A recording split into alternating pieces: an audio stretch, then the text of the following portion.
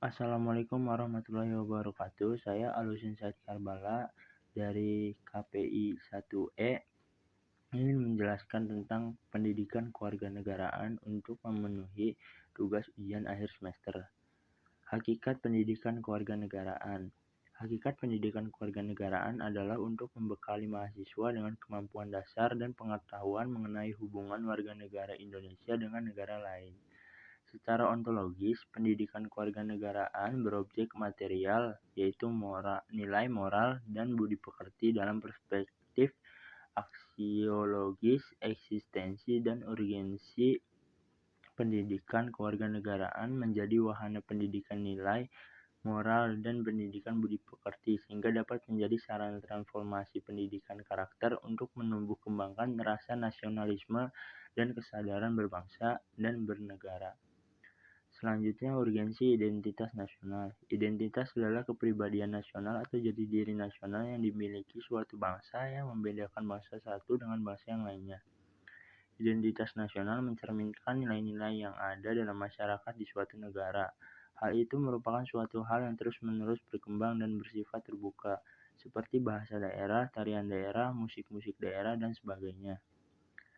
Selanjutnya, urgensi konstitusi dalam kehidupan bangsa dan negara. Yang pertama sebagai landasan konstitusional, yang kedua untuk membatasi kekuasaan pemerintah sehingga penyelenggaraan kekuasaan tidak bersifat sewenang-wenang. Yang ketiga, memberikan suatu rangka dasar hukum bagi perubahan masyarakat yang dicita-citakan tahap berikutnya. Yang keempat, dijadikan landasan penyelenggara negara menurut suatu sistem ketatanegaraan tertentu yang dijunjung tinggi oleh semua warga negaranya. Yang kelima, menjamin hak-hak asasi warga negara. Selanjutnya, nilai dan norma konstitusional Undang-Undang Dasar 1945. Selanjutnya, hak dan kewajiban warga negara. Hak-hak sebagai warga negara Indonesia yaitu 1. Berhak mendapat pekerjaan serta penghidupan yang layak. Yang kedua, berhak untuk berkeluarga serta melanjutkan keturunan melalui perkawinan yang sah. Ketiga, berhak untuk kelangsungan hidup, tumbuh, serta berkembang. Yang selanjutnya, demokrasi Pancasila. 10 prinsip demokrasi Pancasila yang pernah ditetapkan pemerintahan Indonesia. Yang pertama, berdasar pada ketuhanan yang Maha Esa. Yang kedua, menjunjung tinggi hak asasi manusia. Yang ketiga, berkedaulatan rakyat. Yang keempat, didukung oleh kecerdasan warga negara. Yang kelima, menganut sistem pembagian kekuasaan. Yang keenam, menerapkan prinsip rule of law. Yang ketujuh, menjamin otonomi daerah. 8. Berkeadilan sosial. Ke-9, mengusahakan kesejahteraan rakyat. Yang ke-10-nya, sistem peradilan yang merdeka, bebas, dan tidak memihak. Selanjutnya, ketahanan nasional dan bela negara.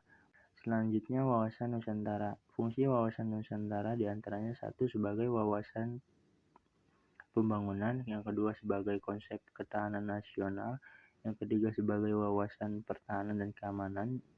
Yang keempatnya, sebagai wawasan wilayahnya. Selanjutnya, urgensi penegakan hukum. Poin pentingnya perlindungan dan penegakan hukum, tegakkan supremasi hukum, tegaknya keadilan, mewujudkan perdamaian. Selanjutnya, anti korupsi. Dampak terjadinya korupsi yang pertama, penurunan produktivitas. Yang kedua, menurunnya pendapat negara dari pajak. Yang ketiga, meningkatkan utang negara. Yang keempat, menurunnya pertumbuhan ekonomi dan investasi. Yang kelima, rendahnya kualitas barang dan jasa. Yang keenam, menambah beban dan transaksi ekonomi, meningkatkan kemiskinan. Ya, terima kasih. Segitu saja dari saya. Wassalamualaikum warahmatullahi wabarakatuh.